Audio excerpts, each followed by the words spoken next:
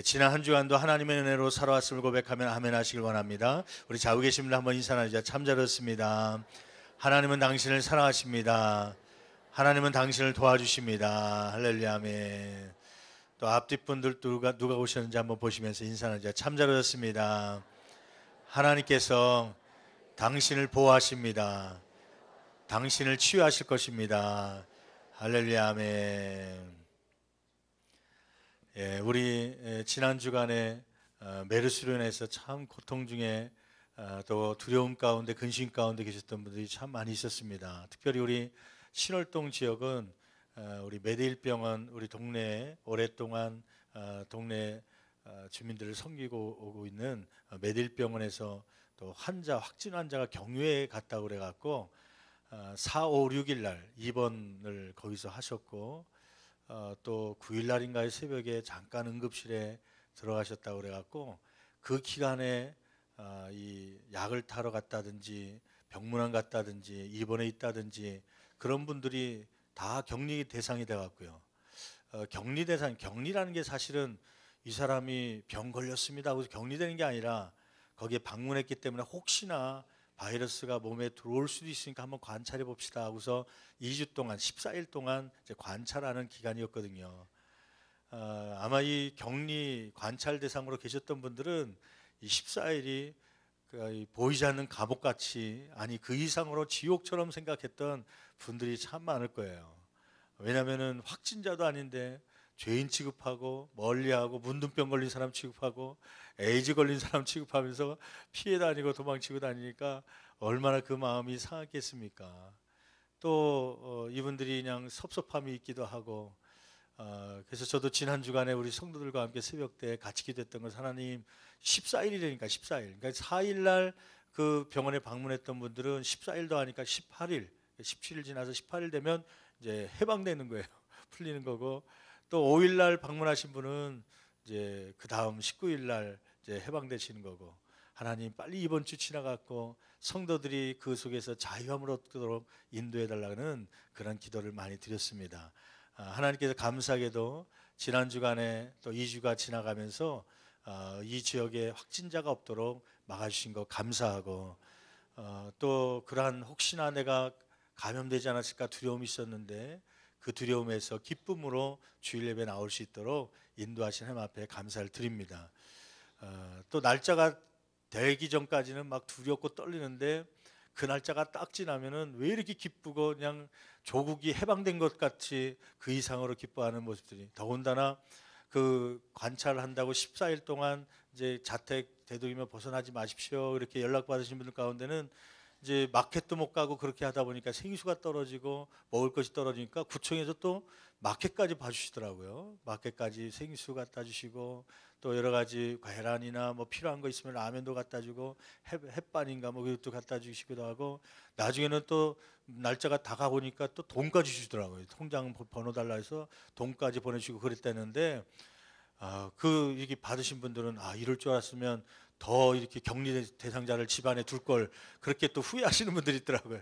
아무튼 기쁨의 이야기죠. 하여튼 얼마나 감사합니까? 메딜병원이 아마 이제 9일 날 응급실에 왔던 분들이 있기 때문에 23일까지 폐쇄를 한다고 그래요. 이제 내일 모레인데 하나님께서 이 지역을 보호하시고 인도하여 주심으로 병원도 정상 운영될 수 있도록 인도하실 줄 믿습니다. 우리 성도들 가운데 약을 타러 가신 분들 또 그곳에 진찰 진료받으러 가실 분들이 있는데 그것 때문에 못 가고 약을 못 드시고 계신 분들이 있어요. 고통스럽게 계신데 위에서 기도해 주시고 또 그곳에서 또 생명을 바쳐서 일하시는 의사들이 있습니다. 간호사들이 있습니다. 또 공무원들이 일을 위해서 수고하고 있습니다. 그분들에게 감사할 수 있는 저와 여러분 되기를 간절히 축원합니다. 호세아 강해 시리즈 우리 7번째 시간인데 오늘 제목은 마음을 빼앗기지 말라라는 주제를 가지고 우리가 함께 말씀을 나누려고 합니다. 호세아서 4장 11절부터 19절까지에 있는 말씀이죠. 저는 이 호세아에 있는 말씀을 통하여 먼저 한 가지 깨닫는 것이 있었어요. 그것은 뭐냐면 누구의 기준으로 살 것이냐는 것입니다. 여러분 이 호세아에 있는 배경을 우리가 첫 시간에 말씀드렸듯이 또 매 시간마다 언급하듯이 북쪽과 남쪽이 이스라엘이 갈라져 갖고요. 38선이 갈라져서 북쪽은 뭐라고 불러요? 북이스라엘. 물론 성경에는 호세아서에는 북이라는 말을 쓰지 않습니다. 그냥 이스라엘이라고 표현하죠. 그러면 이스라엘이라는 말은 북쪽을 얘기하는 거구나. 그 다음에 남쪽은 뭐라고 불러요? 유다. 그래서 우리가 흔히 구분하기 위해서 남유다 이렇게 부르는데 성경에는 그냥 유다라고만 표현하고 있죠. 이 북이스라엘을 중심으로 해서 활동했던 호세아라고 하는 선지자를 통해서 주시는 말씀 아니에요? 어떤 말씀이냐면 너희가 하나님을 떠나서 영적인 간음, 음행을 하고 있다. 이 바알이나 아세라라고 하는 우상들을 섬기고 있다. 그것을 직접 체험하고 경험하게 하기 위해서요, 하나님께서 호세아에게 고멜이라고 하는 음탕한 여자와 결혼하게 하고 그 여자가 딴 사람의 아기를 베기도 하고 그러면서 이스라엘의 상태, 또 하나님의 마음이 어떤지에 대해서 깨닫게 하시는 하나님의 말씀이죠. 그러면서도 여전히 하나님은 이 고멜과 같이 음탕한 이스라엘 백성들을 사랑하고 있음을, 같이 장가가기를 원하고 있음을 표현하는 것이 이 호세아의 말씀이에요. 근데 이 호세아서의 배경이 되는 북이스라엘에 지금 왕은 누군지 아십니까? 기억하신 분 있나요? 왕은 누구냐면 여로보암인데, 여로보암은 건국한 여로보암이 있고 또 이 오늘 본문에 나오는 여로보암도 있기 때문에요, 두 번째 나오는 여로보암을 여로보암 2세라고 부릅니다. 이 북이스라엘을 처음 건국했던 사람도 여로보암이고 또 이 호세아 시대의 왕도 여로보암이기 때문에, 그래서 여로보암 2세인데 이 여로보암 2세가 통치할 때가 북이스라엘이 가장 정치적으로 흥왕했고 경제적으로 부강한 나라가 되었습니다. 그러니까 인간적인 기준으로 봤을 때는 여로보암 2세는 성공한 왕입니다. 인간적인 기준으로 봤을 땐 부유한 나라요, 정치적으로 탁월한 그런 통치를 했던 임금이었죠. 왕이었죠. 그런데 반대로 영적으로는 어떤 사람이에요? 영적으로는 완전히 실패한 사람입니다. 하나님께서 버림받는, 하나님께로부터 버림받는 그러한 사람이 바로 여로보암 2세죠. 여러분, 저와 여러분들은 세상적인 기준으로 성공했을지라도 하나님께 버림받지 않는 저와 여러분 되기를 간절히 축원합니다. 다른 말로 얘기하면 세상적인 기준을 더 중요하게 여길 것이 아니라 하나님이 우리를 바라보는 그 기준을 더 중요하게 여기고 하나님의 기준에 맞춰서 생활할 수 있는 저와 여러분 되기를 간절히 축원합니다. 여러분, 세상적인 물질이 많다고 해서 중요한 게 아니죠. 결국 죽음 앞에 그 이후에 심판이 있을 텐데 그때는 세상적인 기준으로 우리를 천국에 가게 하는 것이 아니라 하나님의 기준 안에서요, 영적으로 얼마나 하나님과 가까이 했는지, 하나님을 얼마나 사랑했는지, 그 마음을 하나님께로 향하고 있는지가 하나님 천국에 갈 수 있는 그 기준이 되는 것이죠. 여러분, 저와 여러분들 뿐만 아니라 다음 세대에게도 세상적인 기준으로 양육하는 것이 아니라 하나님의 기준으로 양육할 수 있는 하나님의 마음이 부모 세대, 아비 세대에 있기를 간절히 축원합니다. 많은 분들이요, 여름철이 되면서 교육부 전사님들이 담임 목회자한테 보고하는 것들이 있어요. 목사님, 아무개 권사님 가정의 손주 또 자녀들이, 혹은 아무개 장로님 가정의 손주들이 성경학교 안 와요. 수련회 못 간다고 그럽니다. 왜 그렇습니까? 그랬더니 학원 때문에 그렇다, 또 다른 아르바이트 때문에 그렇다, 그런 얘기를 많이 해요. 여러분, 세상적인 기준으로 사는 것이 아니라 이 여로보암 2세처럼 세상적인 기준으로는 정치적으로 경제적으로는 탁월했죠. 그러나 하나님께 버림받은 그러한 인생이 된다면 얼마나 억울하겠습니까? 세상적으로는 별거 아니지만요, 제가 가끔 소개하는 한 사람 있잖아요. 누구냐면 에녹이라는 사람입니다. 에녹은 300년 동안 하나님과 동행했던 사람이에요. 에녹은 죽음을 보지 않고 하나님 나라에 갔던 사람 두 사람 가운데 하나인데 엘리야하고 에녹이죠. 에녹은 하나님과 동행하다 죽음을 보지 않고 갔는데, 저는 그러면서 생각하기를 에녹은 하나님께 성전을 크게 지어서 바쳤나 보다, 혹은 에녹은 어떤 큰 하나님의 일을 했나 보다 하고 성경을 봤더니요, 에녹이 한 것은 딱 한 가지 일입니다. 애를 낳은 일밖에 없습니다. 그냥 누구를 낳고 애를 몇 명 낳았다는 그 기록밖에 나와 있지 않아요.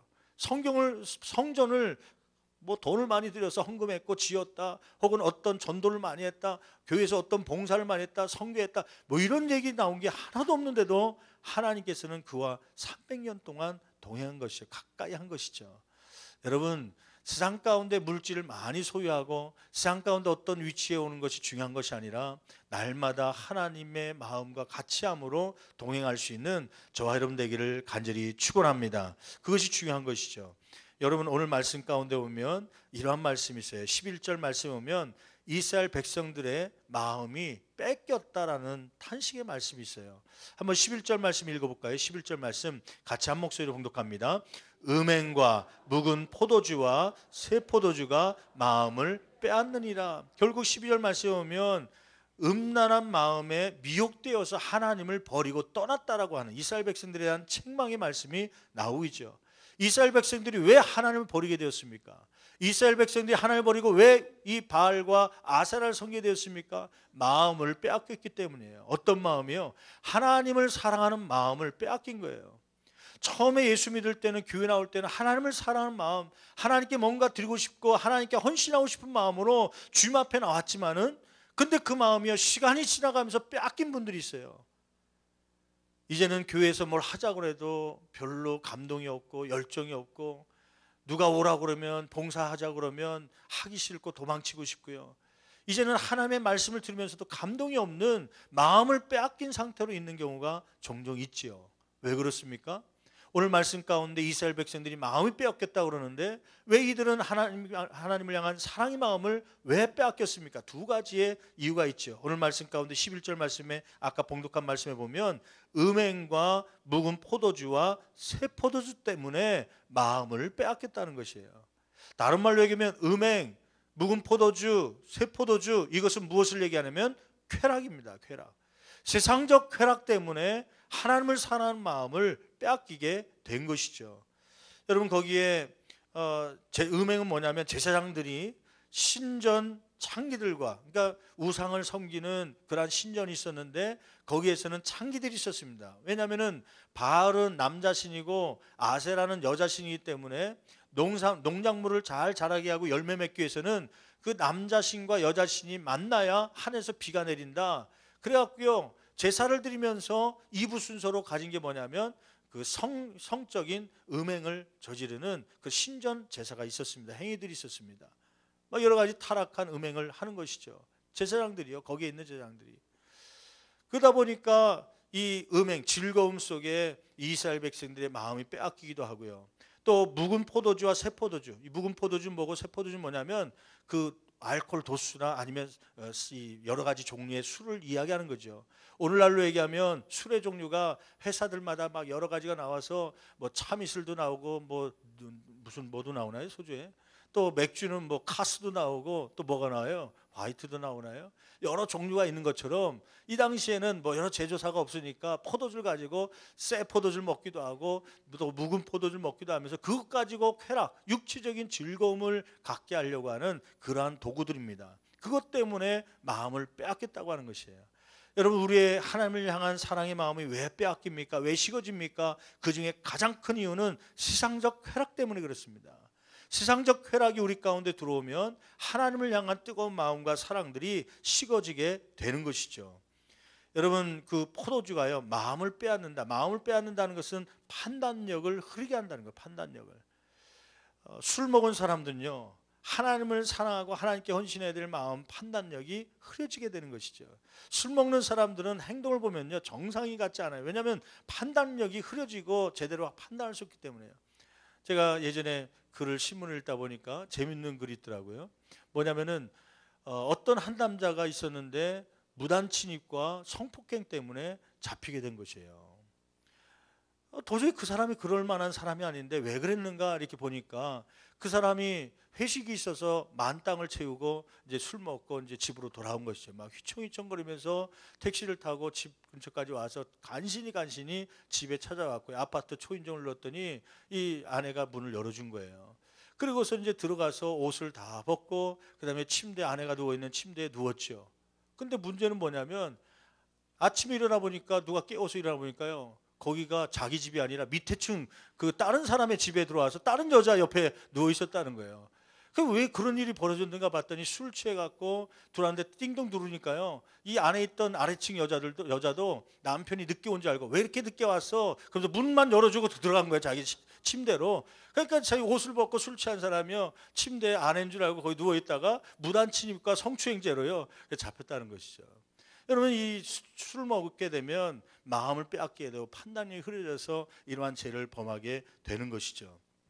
여러분, 우리의 삶 가운데 이러한 쾌락 때문에 이러한 마음이 빼앗기지 않는 저와 여러분 되기를 간절히 축원합니다. 여러분, 새벽에 함께 나누면서 이러한 얘기를 했어요. 변화와 변질이 있다. 여러분, 변화는 좋은 쪽으로 바뀌는 것을 얘기하는 거고요, 변질은 나쁜 쪽으로 바뀌는 거 아닙니까? 근데 변질은 그냥 내버려 두거나 즐거움 가운데 따라가다 보면 변질되게 돼 있습니다. 성장, 변화, 좋은 쪽으로 성장되고 성숙해지고 좋은 쪽으로 가는 것은요, 즐거움보다는 주로 뭐가 있냐면 거기는 항상 고통이 따르게 돼 있습니다. 잘못된 습관을, 이 쾌락이 있기 때문에 그 때문에 끊지 못하는 사람은 계속 변질된 신앙생활, 변질된 삶을 가는 것이죠. 그런데 그러한 것을 끊으려고, 좋은 습관을 들이려고 자꾸 노력하고 고통 가운데 있는 사람은 오히려 좋은 성품으로, 좋은 신앙의 모습으로 변화되고 성숙해지게 되는지를 간절히 축원합니다. 여러분, 저와 여러분들의 삶 가운데 이러한 고통이 있을지라도 변화의 삶의 자리에 갈 수 있는 저와 여러분 되기를 간절히 축원합니다. 두 번째는 이스라엘 백성들이 마음을 빼앗긴 이유는 이러한 쾌락뿐만 아니라 두 번째는 물질의 욕심 때문입니다. 탐심이라고 부르죠. 12절 13절 말씀 볼까요? 12절 13절 같이 한 목소리로 봉독합니다. 내 백성이 나무에게 묻고 그 막대기는 그들에게 고하나니 이는 그들이 음란한 마음에 미혹되어 하나님을 버리고 음행하였습니다. 예, 거기 말씀 보니까 내 백성, 이스라엘 백성이 무엇에게 묻는다는 거예요? 나무에게 묻는 거예요. 이 묻다라는 말을 보니까 히브리 언어로 샬이라는 말을 쓰는데요, 이 샬이라는 말이 언제 썼는가 보니까 여러분 성경 말씀 찾아볼까요? 역대상 14장 14절 말씀 찾아볼까요? 역대상 14장 14절 말씀 보니까 다윗이 하나님께 이 전쟁을 나가야 됩니까 말아야 됩니까, 혹은 전쟁을 나가야 되는데 어떻게 나가야 됩니까 하고 물을 때 썼던 단어예요. 한번 역대상 14장 14절 말씀 같이 한 목소리로 봉독합니다. 다윗이 또 하나님께 묻자온데 하나님이 이르시되 마주 올라가지 말고 그를 뒤로 돌아 뽕나무 숲을 맞은편에서 그들을 기습하되. 예, 다윗이 전쟁을 하는데 블레셋과의 전쟁에서 하나님 어떻게 하면 전쟁에 이길 수 있습니까? 하고 묻자오되, 그 묻자오되가 바로 샬이라는 단어입니다.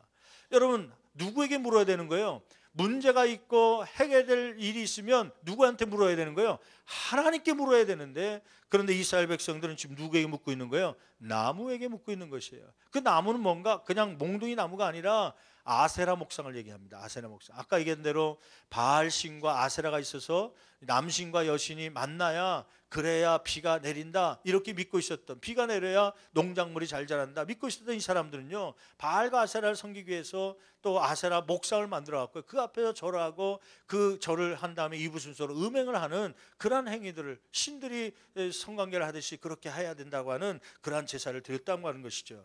나무에게 묻고, 하나님께 물어야 될 이스라엘 백성들이 나무에게 묻고, 왜 묻습니까? 무엇 때문에 이 아세라 목상에게 묻는 거예요? 무엇 때문에 바알에게 찾아가서 절하는 것입니까? 이유가 하나 있죠. 이스라엘 백성들이 바알과 아세라를 섬기게 된 가장 근본적인 이유가 농작물을 많이 수확하려고 하는 욕심 때문에 그렇습니다. 하나님께서는 이스라엘 민족이 가나안 들어가기 전에 광야 생활하면서 명령한 것이 있어요. 너희는 가나안에 있는 모든 족속을 내어 쫓으라. 그리고 거기 있는 다른 신들을 섬기지 말고 하나님만을 섬기라. 근데 이스라엘 민족이 다 내쫓지 못했습니다. 가나안 거민들을 남겨놨어요. 문제는 이들이 그곳에 정착하면서 문제가 생긴 겁니다. 아니, 정착하면서, 그전에는 만나 매출하기로 유목민족일 때는 하나님께서 먹이셨는데, 아니 가나안 땅에 들어와서 정착하는데 뭘 먹어야 되는데, 뭘 음식을 만들어야 되는데 할 게 없는 거예요. 물어보니까 가나안 사람들을 보니까 막 농작물을 심어가고 씨를 심어갖고 자라게 해갖고 그 열매를 따먹고 음식을 만들고 그러는 거예요. 아니 그거 어떻게 하면 그렇게 자라게 할 수 있습니까? 예, 이 씨는 이렇게 해갖고 농작물 주면 이 며칠 만에 이렇게 열매가 맺을 텐데, 그러기 위해서는 우리가 믿는 신을 섬겨야 됩니다. 어떤 신인데요? 바알과 아세라는 신입니다. 이 하늘과 땅의 신인데, 그 하늘과 땅이 만나야 비가 내리기 때문에 이 두 신에게를 잘 섬길 때 비를 주시고, 비를 맞아야 농작물이 잘 자랍니다. 아니 40년 동안 농작물 키우는 걸 한 번도 못했던 이스라엘 백성들이 들으니까 그럴듯한 거예요. 하나님은 유목민족들, 구름과 불기둥을 보면서 이동했던 그 시대 가운데는 하나님께서 만나 매초를 먹였지만은 정착할 때는 하나님이 아니라 바알과 아세라를 섬겨야 되는구나, 그렇게 이해했던 이스라엘 민족이요. 그래서 이 농작물의 수확을 더 많게 하기 위해서 누구에게 절하기 시작한 거예요? 이 아세라에게, 바알에게 섬기기 시작한 거예요. 그 근본적인 마음 뭐 때문입니까? 탐심 때문에 그렇습니다. 욕심 때문에 그렇습니다. 그거 하지 않아도 하나님께서 먹이실 텐데, 하나님께서 입히실 텐데 그들은 그것을 믿지 않고 그가 바알과 아세라에게 제사를 드리면서 그 마음이 빼앗기게 된 것이죠. 여러분, 이러한 이스라엘 백성들에게 어떠한 이스라엘이에요? 마음을 빼앗겼는데 무엇 때문에? 처음에는 쾌락 때문에, 두 번째는 탐심 때문에요. 이러한 욕심 때문에 빼앗긴 이스라엘 백성들에게 어떻게 하면 마음을 빼앗기지 않게 되는지에 대해서 말씀을 하고 있죠. 15절 말씀에 보면 이러한 말씀을 주고 있습니다. 한번 15절 말씀 같이 한 목소리로 봉독합니다. 너는 음행하여도 유다는 죄를 범하지 못하게 할 것이라. 이스라엘아, 아까 얘기했듯이 여기 호사에서 나오는 이스라엘아 부를 때는 남쪽이에요, 북쪽이에요? 북쪽에 있는 이스라엘을 얘기합니다. 유다는 어디를 얘기하는 게요? 남유다예요.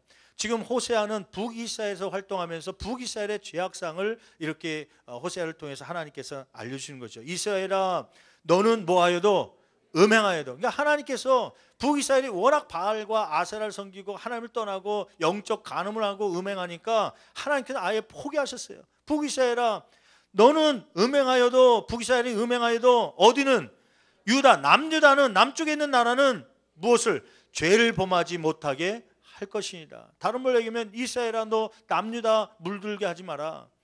남유다야, 너는 북이스라엘의 영적 간음한 일을 본받지 말라, 그렇게 말씀하는 것이죠. 왜냐하면 그래도 남유다는 이 하나님께서 약속하신 다윗의 혈통이 흐르는 전통적인 왕족 아닙니까? 왕국 아닙니까? 그 남유다만큼은 죄를 범하지 않도록 보호하기를 원하시는, 그러면서 이 마음이 빼앗기지 않기 위해서 무엇을 명령합니까? 첫째, 길갈이나 베나웬으로 가지 말라고 명령하죠. 한번 계속해서 읽어볼까요? 15절 말씀, 죄를 범하지 못하게 할 것이라. 그 다음에요, 너희는 길갈로 가지 말며 베나웬으로 올라가지 말며. 죄를 범하지 않게 하기 위해서는 너희는 길갈로 가지 마라, 베나웬으로 가지 말라. 여러분, 길갈은 어디기 때문에 그래요? 베나웬은 어디기 때문에 그래요? 이 베나웬은 신학자들이 얘기하기를 베델일 것이다. 베델.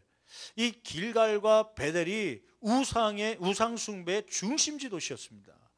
그 당시에 북이스라엘의 우상 숭배의 중심지였기 때문에 너희는 우상 숭배 신전이 있고 우상 숭배 막 활성화되어 있는 그 지역에 가라는 거예요, 말라는 거예요? 가지 말아라. 마음을 빼앗기지 않기 위해서는 우상 숭배나 죄가 있는 곳에 가지 말라 명령하는 것이죠.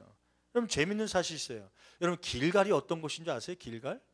길갈은 이스라엘 민족이 가나안 땅에 들어갈 때, 이제 모세가 죽고 여호수아가 지도자가 돼서 가나안 땅에 들어갈 때 요단강 건너 들어가잖아요. 요단강을 건너자마자 처음 진을 치고 백성들이 유숙한 곳이 어디냐면 길갈입니다. 길갈. 이곳에서 무엇을 했냐면 여호수아가요, 여리고 전쟁을 앞두고 다 하나님의 백성임을 확인하는 할례를 행합니다. 남자들 다 할례시키죠. 그리고 거기서 유월절을 지키는 예배 행위가 있었던 곳이 바로 어디냐면 이 길갈이라는 곳입니다.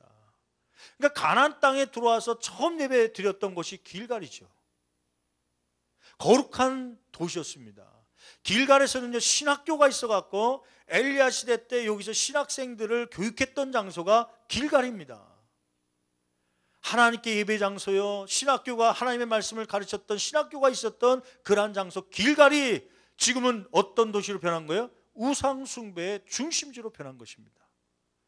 여러분, 벳아웬이라고 써 있는데 베델이라고 우리가 흔히들 알고 있죠. 베델이라는 것은 어떤 곳입니까? 베델은요, 아브라함이 갈대아 우르를 떠나서 하나님께서 예비한 곳에 가나안 땅에 들어와서 첫 번째 예배드렸던 곳이 바로 베델 아닙니까? 아브라함의 첫 번째 예배 장소. 그의 손주인 야곱이 길을 가는 중에 그가 라반 삼촌 집으로 가다가 들판에서 하나님 만나고 거기서 돌베개 했던 것을 돌단을 쌓아서 기름을 부어서 예배드린 곳이 어디예요? 베델입니다. 하나님, 내가 이곳에 성전을 짓겠습니다 고백했던 곳이 바로 베델이라고 하는 그러한 장소지요. 여러분, 근데 이 베델 거룩한 장소가 어떤 곳으로 변한 거예요? 우상 숭배의 도시로 변한 것이에요. 저는 여기서 깨닫는 것이 있었습니다. 여러분, 과거의 거룩한 도시요, 과거의 거룩한 삶을 살았을지라도 직분을 받았을지라도, 그것 때문에 직분을 받았을지라도 그 과거의 신앙이 현재를 만드는 것은 아닙니다. 많은 분들이 그 부분에 대해서 잘못 오해하고 있는 분들이 있어요. 여러분들이 지금까지 받은 직분은 과거에 대한 평가일지 모릅니다.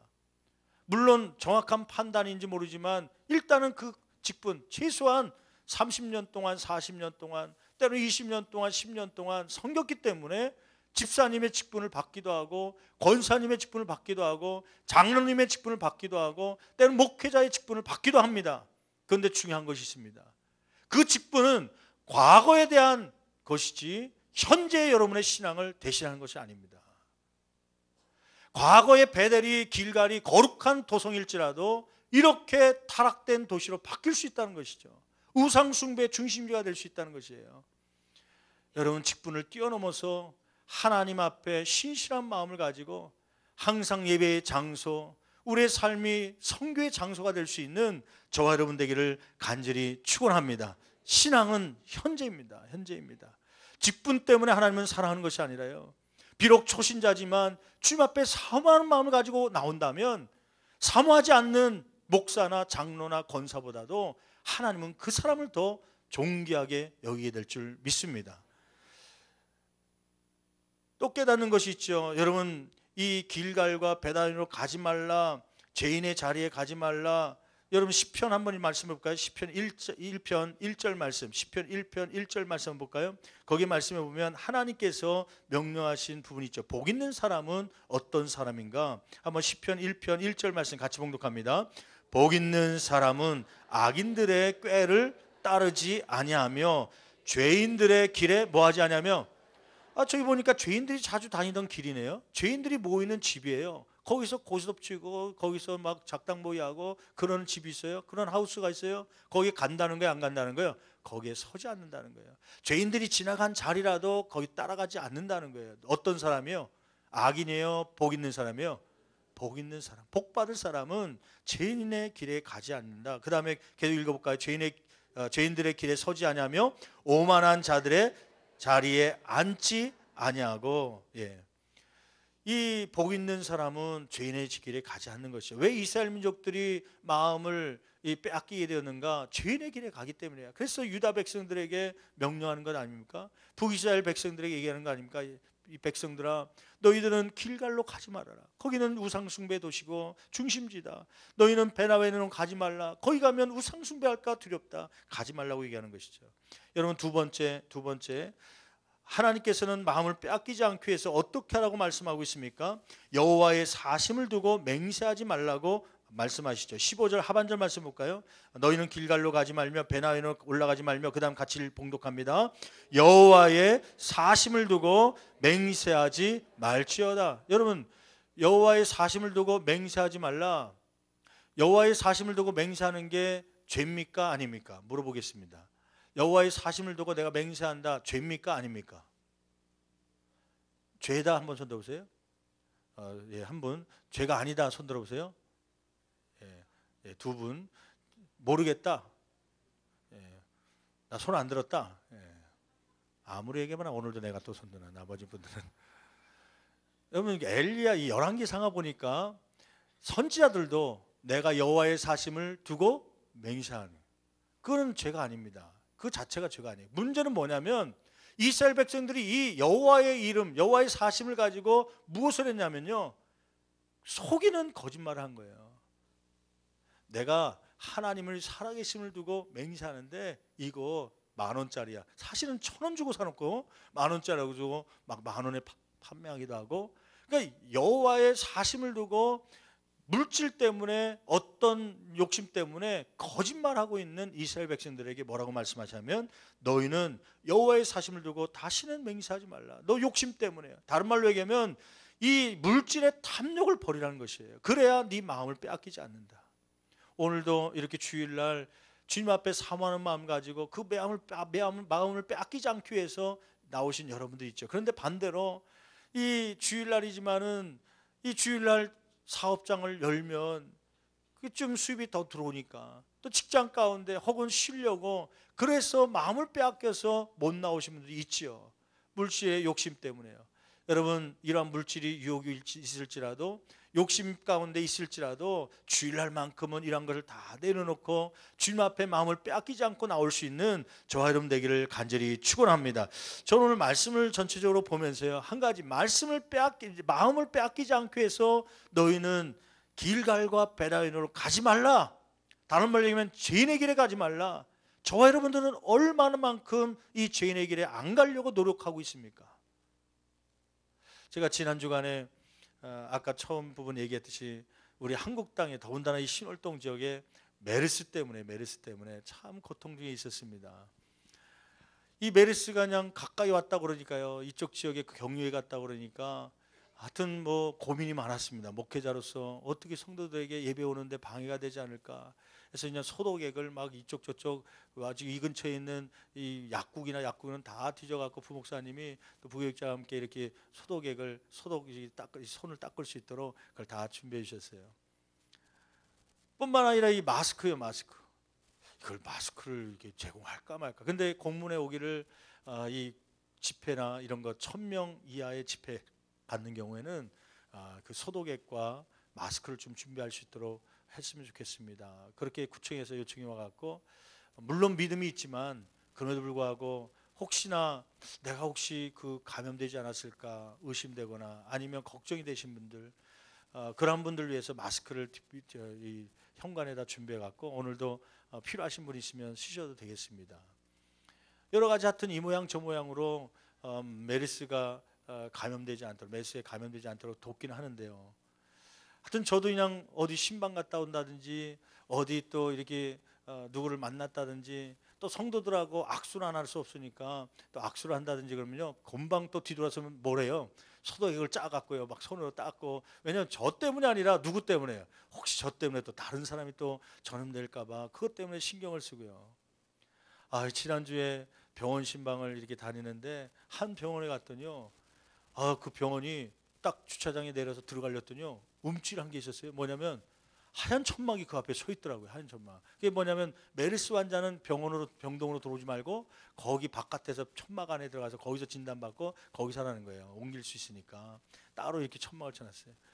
방문자라서 방문자 문으로 해갖고 현관으로 들어가려더니 잠깐 쉬시라는 거예요. 근데 뭐 귀에다 뭘 쑤셔 넣어요. 보니까 체온 재는 거. 37.5도 이상 되면 그러면 이제 감염 증세가 있을 수 있으니까, 그런 메르스 환자가 뭐 그런 발열 증세가 있다니까 혹시나 해갖고 이제 재는 거죠. 그래서 정상적인 체온이면 들어가라고 그러고, 귀에다 쑤셔대갖고 대줬더니 정상 체온이 나왔어요. 그러면서 이분이 들어가는데 저를 째려보더니 그래요.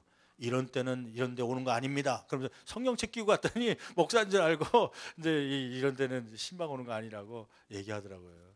그래서 죄송합니다. 급하게 기도가 필요하신 분 있어서 가는 중입니다. 목회자로서 솔직하게 메르스가 이렇게 병원들을 중심으로 많이 있다니까요, 병원 신방 가고 싶겠습니까? 안 가고 싶겠습니까? 저도 몸 사리고 싶죠. 집에 있고 싶죠. 이 핑계 대고 권사님, 집사님, 내가 꼭 가봤어야 되는데 오지 말라 해서 안 갔네요. 그러면서 속으로는 잘 됐다. 이제 국가적으로 이렇게 얘기해 주니까 안 가도 좋다. 그러고 싶죠. 근데 제가 어디서 도전받았냐면요. 어느 병원에 갔는데 병원에 현수막이 붙여 있더라고요. 현수막이. 우리는 여러분들이 끝까지 회복되기 위해서 끝까지 함께 하겠습니다. 의사, 간호사 일동. 확진 환자가 있는 병원인데 그 확진 환자를 회복시키기 위해서 전염될 수 있다는 거 알면서도 의사와 간호사가 끝까지 같이 있겠다고 하는 그 문구를 보고요, 가슴이 뭉클거리더라고요. 지난 주간에 신문 가운데 그 인터뷰 기사를 봤더니, 메르스에 관련된 기사를 봤더니 어떤 한 간호사 의사에게 이제 하면서 제일 두려운 게 무엇입니까? 언제가 가장 두렵습니까? 그랬더니 이제 이 질문한 기자들은 환자랑 대면할 때 그때가 두려울까, 이제 그런 마음이 있을 것 같으니까 질문한 거겠죠. 근데 이 의사와 간호사가 고백했던 내용 가운데 하나 뭐냐면, 환자를 직접 대면할 때보다도 옷을 벗을 때, 그때가 메르스에 감염되지 않을까 가장 두려운 때입니다. 이게 뭐냐면 의사 간호사들이요, 확진자를 대할 때 치료는 해야 되겠고 주사는 놔줘야 되고 막 그러니까 이 우주복 같은 걸 입어요. 머리부터 발끝까지 다 싸고 균이 들어오지 않도록 하는 뭐 어떤 사람은 불량품이 있어갖고 또 그것 때문에 감염되는데, 하여튼 그거를 다 뒤집어 쓰고, 그리고 환자를 대할 때는 별 두려움이 그렇게 크지 않다는 거예요. 물론 두려움이 있겠지만, 근데 문제는 그 사람을 치유하고 와서 그 옷을 벗으려고 나올 때요. 나와서 옷을 벗으려고 할 때 거기 묻어있던 바이러스가 자기 몸에, 그거 진짜 두렵겠더라고요. 그 장소는 떠났지만 그 몸에 만약에 바이러스가 묻어있다면 저 호흡기를 통해서 들어오면 금방. 그래서 이 의사와 간호사 중에 그 메르스 걸린 확진자들이 많다고 그러잖아요. 그럼에도 불구하고 이 의사와 간호사들이 확진자들 치료하기 위해서 병원에 있다는 얘기를 듣고요, 목회자로서 큰 도전을 받았습니다. 얼마나 그분들이 위대해 보이던지요. 아니, 육체적인 것을 치료하기 위해서, 고쳐주기 위해서 육적인 의사들도 저렇게 목숨을 던져가면서 저 일을 하고 있는데, 영적인 목회자가, 영적인 질병을 고친다고 하는 목회자가 메르스 무서워갖고요. 뭐 메르스 걸려봐야 이제 저 같은 건강한 사람은 죽지는 않겠죠. 좀 한참 고생하다가 나오긴 하겠지만, 그래도 그것 때문에 그것 때문에 두려워갖고요, 신방을 피하고 메르스 때문에 오지 말라고 그러네요. 죄송합니다, 안 가겠습니다. 그러는 것 같아갖고요. 제가 그 지난 주간에 목회자들하고 이제 다음 주, 이번 주에 이제 목회자 수련회가 있습니다. 이제 상반기 목회 계획은 1월 달에 짜고, 이제 하반기 목회 계획을 위해서, 하반기에는 전도대가 가족 청동원 주일이 있기 때문에 그 주제를 어떻게 하고 또 어떻게 하면 또 새롭게 도전을 가지고 우리가 가족 청동원에 열정을 가질 수 있을까? 그걸 이제 하반기 목회 계획 전체적인 걸 가지고 또 상반기를 결산하면서 이제 수련회를 2박 3일 갔는데, 이제 내일부터 이제 수요일까지 갖게 되는 거죠. 기왕이면 가게 되는데 어디로 갔으면 좋겠습니까? 이렇게 물어봤더니 목회자 중에 제일 1순위가 어디로 나왔냐면 여수로 가자고 나왔어요. 여수, 전라남도 저 여수. 왜 거기 가기를 원합니까? 그랬더니 거기에 성지가 있는데 누구 목사님이 있는 곳이에요. 손양원 목사님, 그 애양원 그 나병 환자촌에서 목회를 하셨던 손양원 목사님이 있는 그러한 곳입니다. 그곳에 가기를 원한다는 거예요. 그러니까 목회자들이 뭐 휴가를 내도 친척들, 가족들 만나다 보니까 특별히 시간 내서 그 먼 거리까지 갈 때가 별로 시간이 없으니까 이런 때 한번 거기 가서 좀 우리 1세대들의 목회자들의 그 목회, 하나님의 사랑에 대한 뜨거운 열정과 이 비전들을 좀 이어받고 왔으면 좋겠습니다. 그래서 그러면 여수 가는 김에 여수의 손양원 목사님하고 또 다른 날 또 시간이 있으니까, 지난번에 우리 기존 교육자는 갔지만은 못 가본 새로운 목회자가 있으니까 증도에 문준경 전사님이 있는 성지에 거기도 또 가봅시다 해서 성지, 국내 성지로 전라남도 저 밑에를 이제 가게 되었습니다. 이 손양원 목사님이요, 새삼스럽게 보이는 거예요.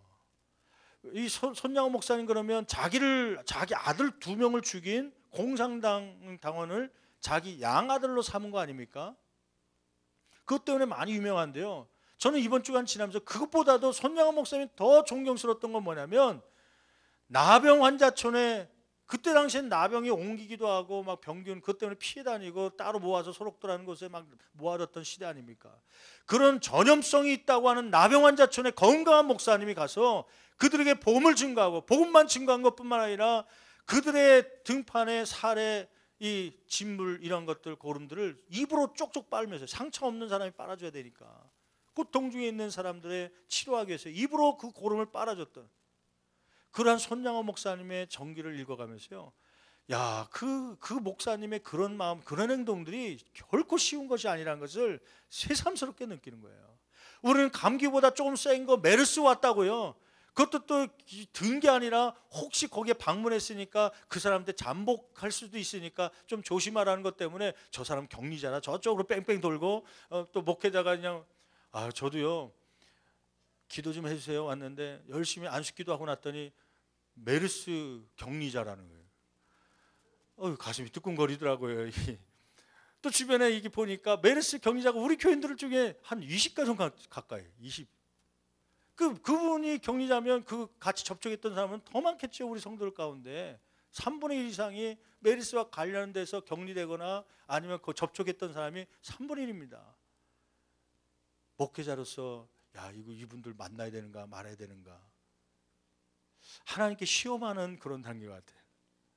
우리 원로 목사님이 목회할 때 폐렴 걸리신 분들, 폐렴 걸리셔서 돌아가신 분들, 그 가족들도 폐렴에 전염될까 봐 그래서 그냥 시체도 못 닦는데 원로 목사님과 사모님은 그냥 두 팔을 걷어붙이고 다 가족들도 가까이 하는 곳에 가서 이렇게 닦으셨다는 얘기 들으면서요, 야 대단하시다 그런 생각하는데, 그 시험에 비하면 별거 아니지만 메르스 환자 가까이 있는데 목회자가 간다는 거요, 이것도 마음속으로는 쉽지 않은 건데, 손양원 목사님은 나병 환자촌에 가서 나병 환자가 그렇게 하고 있다. 제 수준을 보겠더라고요. 내가 아직도 목회자로서 수준이 이것밖에 되지 않은가. 그래서 어느 날 기도하는데요, 하나님, 내 수준이 아직도 여기에 머물고 있습니다.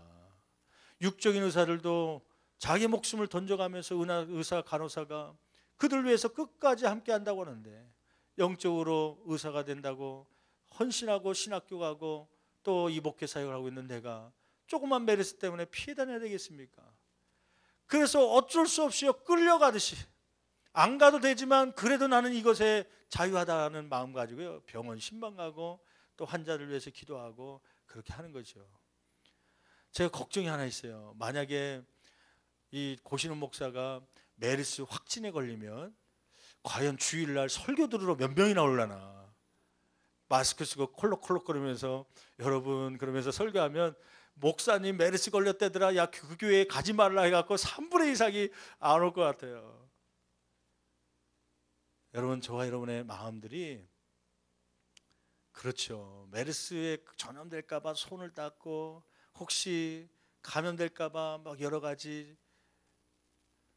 버스도 얘기 들어보니까 매딜병원에 정차해야 될 버스가 아예 거기는 지나간다며요. 그 정류장은 걸릴까 봐 거기 서 있다가 두려우고, 또 운전사들 또 손님들도 왜 여기 쓰냐고 그래갖고 그냥 지나간대.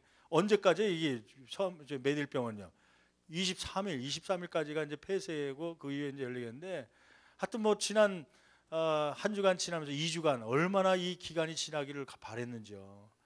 뭐 병도 걸리지도 않았는데 괜히 에이즈 환자 취급하고 문둥병 환자 취급하고 도망치는 사람들 보면서 아주 그냥 섭섭했던 사람도 있고, 또 그것 때문에 또 왜 저분이 여기 와 있나, 그것 때문에 또 걱정되는 분들도 있고요. 목회자로서는 또 이분들 위로해야 되고 저분들 위로해야 되고요. 이 14일이 빨리 지났으면 좋겠다. 제가 볼 땐 별거 아닌데 안 걸린 것 같은데, 그리고 하나님께서 또 이 보호해 주기를 원하는 마음 가지고 기도하고, 그러면서 14일이 지나서 얼마나 감사한지. 그러면서 깨닫는 것이 하나 있습니다, 여러분. 내 몸에 이러한 바이러스 걸리지 않기 위해서 어디에 갔다 오면 손을 닦고, 혹은 버스가 지나치면서 그것을 가까이 하지 않으려고 그랬던 모습처럼, 저와 여러분들은 죄에 대해서 얼마만큼 조심하고 있냐는 거예요. 오늘 말씀은 그 말씀 아니에요? 너희는 마음을 빼앗기지 말라. 빼앗기지 말기 위해서 너희는 어디를 가지 말라는 거예요? 길갈과 베다웬으로 가지 말라. 거기는 우상숭배 도시 아닙니까? 죄악의 도시 아닙니까? 하나님께서는 우리가 죄에 오염될까 봐요, 그 죄가 있는 곳에 절대 가지 않기를 간절히 원하는 마음인데, 저와 여러분들이 지난 한 주간에 어떠한 삶을 살았습니까? 그 메르스 바이러스에 대해서는 막 신경이 곤두세워 갖고, 그 혹시 균이 들어올까 봐 그것 때문에 안절부절 못하는 마음이었는데, 죄에 대해서는 무감각해져 갖고요, 여전히 쾌락 속에 있고요, 여전히 끊어야 될 곳에 가기도 하고 하기도 하고, 그러면서도 마음이 무뎌져 있는 저와 여러분들의 모습은 아닙니까? 여러분, 바라기는 저와 여러분의 모습들이 이 마음을 빼앗기지 않기 위해서 오늘도 이 죄악들이 나한테 들어오지 않기 위해서 예수 십자가의 보혈 앞에 날마다 나와 죄를 씻으며 고백할 수 있는 저와 여러분 되기를 간절히 축원합니다. 난 그런 의미에서 욥이라는 사람이 대단하다고 봐요. 우리가 예전에도 봤지만 욥기서 1장 5절에 있는 말씀 있지 않습니까? 한번 찾아주시고요. 욥기서 1장 5절의 말씀에 보면 욥은 당대 의인이다. 그가 왜 그 의인의 명칭을 받은 줄 아십니까? 그는 이러한 삶을 살았기 때문이에요. 죄가 오염되지 않기 위해서요, 자기뿐만 아니라 자기 자녀들에게 죄가 오염되지 않기 위해서 이러한 삶을 산 거예요. 욥기서 1장 5절 말씀 우리 같이 한 목소리로 봉독해 보겠습니다. 1장 5절에 있는 말씀 같이 한 목소리로 봉독합니다. 그들이 차례대로 그들은 누굴 얘기하냐면 그 욥의 자녀들입니다. 7명의 아들이 있고 3명의 딸이 있는 거예요. 그들이 생일날이 되면 차례대로 생일잔치를 해주는데, 그들이 차례대로 무엇을 끝내면, 잔치를 끝내면 욥이 그들을 불러다가, 그러니까 욥이 그 자녀들 10명을 다 부릅니다. 얘들아, 너희 잔치 끝냈으니까 와라. 저희 바쁜데 와라. 꼭 와야 돼, 꼭 와야 돼. 막 환경이 되든 안 되든 바쁘다고 해도 억지로 불러다가 어떻게 했다는 거예요? 성결하게 하되, 어떤 방법으로 성결하게 합니까? 아침에 일어나서 그들의 명수대로 무엇을 드렸더니? 번제를 드렸더니. 자신뿐만 아니라 자녀들을 위해서 번제를 드렸어요. 왜 그렇게 했습니까? 이는 계속해서 읽어볼까요? 욥이 말하기를 혹시 내 아들들이 무엇을 범하여? 죄를 범하여, 육적인 보이는 죄뿐만 아니라 어떤 죄까지도요, 마음으로 하나님을 욕되게 하였을까 함이라. 욥의 행위가 항상 이러하였더라. 여러분, 욥이란 사람은요, 죄 자리에 가지 않게 하기 위해서요, 자기뿐만 아니라 자기 자녀들조차도 죄 자리에 가지 않도록, 서지 않도록 하기 위해서 그는 항상 잔치가 끝나면 혹시 잘못된 걸 먹지 않았을까, 혹시 이 아이들이 마음속으로라도 하나님에게 욕되게 하는 그런 일도 행하지 않았을까. 그것 때문에 잔치가 끝나면 그들 불러다가 번제를 드리며 하나님 용서해달라고, 혹시 생각나지 않은 죄를 범했을지라도 용서해달라고 하는 이들의 마음을 붙잡는 그러한 제사를 매번 그렇게 드렸다는 것이에요. 여러분, 이러한 마음이 이번 한 주간에 저와 여러분 가운데 회복되기를 간절히 축원합니다. 너희들은 이스라엘아, 너는 음행하여도 유다는 죄를 범하지 못하게 할 것이라. 너희는 길갈로 가지 말며 베나웬으로 올라가지 말며. 죄 있는 곳에 가지 말라. 우상 숭배하는 자리에 가지 말라. 그 메르스 격리되었던 분들이 가장 두려워한 것이 있었습니다. 우리 집사님들, 권사님들 만나면서 물어보니까 무엇이 가장 두렵습니까? 기도 제목으로 내놓는데, 목사님, 제가 메르스 걸리는 게 문제가 아닙니다. 서원병원에 약 타러 갔다가 혹은 거기에 병문안 갔다가 그 기간에 입원 환자가 있었기 때문에 보건소에서 연락이 온 거죠. 지금 혹시 그 잠복기일 줄 모르니까, 혹시 균이 들어갔을지 모르니까 14일 동안은 다른 사람 만나지 말고 그리고 집 안에만 있어요. 내가 감염됐을까 봐도 물론 두렵겠지만 그게 더 두려운 게 아니라, 더 두려운 건 뭐냐면, 그거 모르고 또 그동안 사람들 만나고 다니고 친구들 만나러 다니고 가족들 접촉하기도 하고 손주 예쁘다고 안아주고 그랬는데 나 때문에 다른 사람까지 또 감염됐다는 얘기가 나올까 봐요. 자기 걸린 거는 자기가 어떻게든 견디고 이겨내면 되는데 자기 때문에 전염됐다는 얘기가 나올까 봐요. 14일 동안 그게 두려워갖고요, 하루하루가 막 지옥처럼 감옥처럼 막 견디기 힘든 시간을 지낸 분들이 있습니다. 여러분, 죄에 대해서 그런 마음이 있습니까? 내가 죄를 범하지 않은 것도 중요하지만 혹시 나 때문에 우리의 자녀들이, 나 때문에 우리의 성도들이 괜히 불평의 말을 하게 되고 불만의 말을 하게 되고 하나님을 욕되게 하는 행위를 했을까 봐 그게 두려워 갖고요, 그래서 그냥 안전부전 못하고 이렇게 안 되겠다, 아침에 일어나자마자 제단에 나와서 하나님 용서해달라고, 그런 죄가 있었다면 씻어달라고 안전부전하면서 그런 기도의 마음이 저 어려움 가운데 있냐는 거예요. 이 욥이라는 사람이 대단하더라고요. 욥이요. 자녀들이 혹시나 그런 마음이 있을까 봐, 자녀들이 그렇게 혹시 죄를 범했을까 봐. 여러분, 이 한 주간 지나면서 이 마음이 빼앗기지 않도록 메르스를 조심했듯이 죄악 가운데 오염되지 않도록 신경을 쓰고 철저하게 십자가 보혈 앞에 죄를 고백하며 성결한 삶을 살아갈 수 있는 저와 여러분 되기를 간절히 축원합니다. 축원합니다. 기도하겠습니다.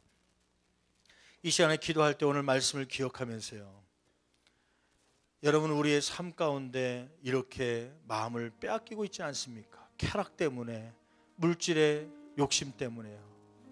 하나님께서 입혀줄 거라는 걸 믿으면서도 조금 더 벌어보려고 그 첫사랑의 마음을 식어뜨리면서 헌신의 다짐들을 뒤로 해가면서 일상생활에 이렇게 우상 앞에, 세상의 물질 앞에 마음을 빼앗기고 있는 우리의 모습은 아닙니까?